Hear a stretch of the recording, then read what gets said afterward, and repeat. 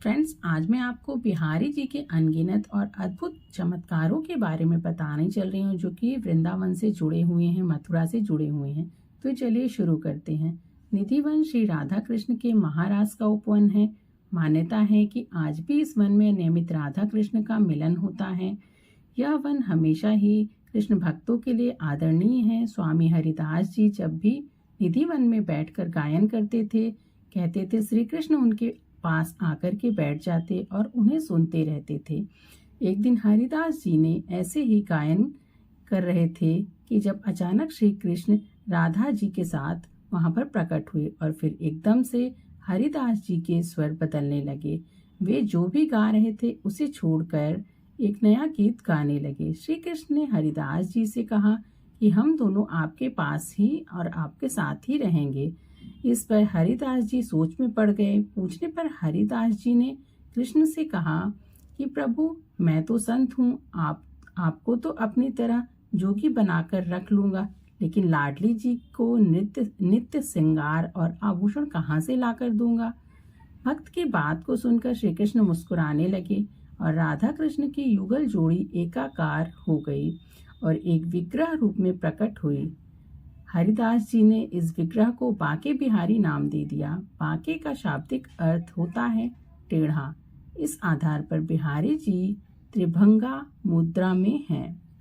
इस छवि में श्री कृष्ण अपने एक पद को मोड़कर तिरछा रखते हैं, इसलिए उनके भक्त प्यार से उन्हें डेढ़ टांग वाला भी बुलाते हैं। बांके बिहारी की संपूर्ण छवि बांकी है। टेढ़े कदम वृक्ष के नीचे, टेढ़ी गर्दन, टेढ़ी सी माला पहने हुए, टेढ़ा मुकुट, टेढ़ा मोरपंख धारण किए, टेढ़ी कलाइयों में टेढ़ी बांसुरी बजाते हैं। उनकी चाल भी टेढ़ी है और कहते हैं ब्रज की धरा भी पृथ्वी तल से कुछ टेढ़ी है। बांके बिहारी जी के रूप में श्री कृष्ण एक बालक की तरह विराजमान है। बालक प्रेम के वश में होता है, वैसे ही बांके बिहारी जी जहाँ प्रेम और करुणा देखी वहीं चले गए। उनके इसी बालकपन और निश्चलता ने कई बार पुजारियों और गोसाइयों के लिए बड़ी मुश्किल उत्पन्न की है। भक्तों के करुणा, निवेदन और प्रेम को देखकर वे कई बार मंदिर से अचानक ही चले जाते थे, फिर बड़े निवेदन और खोजने पर वापस आते थे। इसलिए मंदिर में उन्हें पर्दे में रखकर उनकी क्षणिक झलक ही भक्तों को दिखाई जाती थी।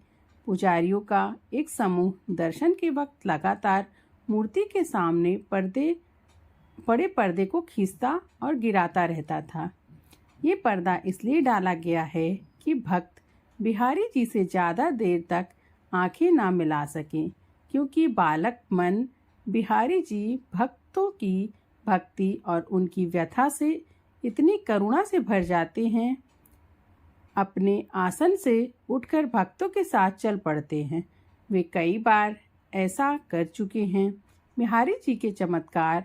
एक बार एक भक्त बिहारी जी को एकटक देखता रहा। उसके मन में उसके किसी मुकदमे को लेकर वेदना थी। फिर पट बंद हुए और भक्त चला गया। कुछ देर बाद पुजारी जी ने जब मंदिर का कपाट खोला तो उन्हें श्री बांके बिहारी जी नहीं दिखाई दिए।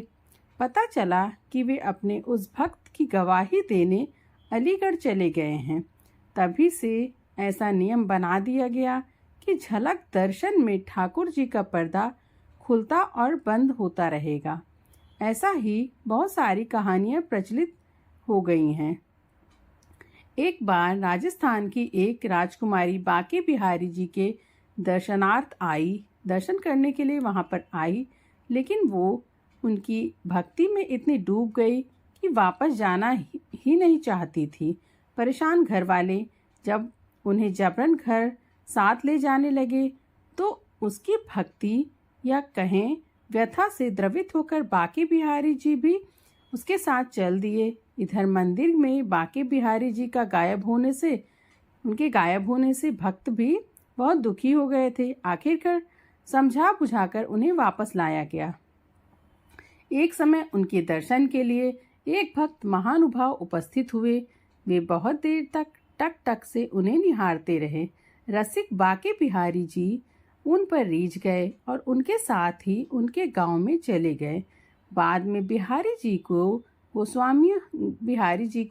गोस्वामियों ने पता लगाने पर उनका पीछा किया और बहुत अनुनय विनय कर ठाकुर जी को लौटाकर श्री मंदिर में पधारने के लिए कहा। एक बार एक भक्तिमती ने अपने पति को बहुत अनुनय विनय के बाद वृंदावन जाने के लिए राजी किया।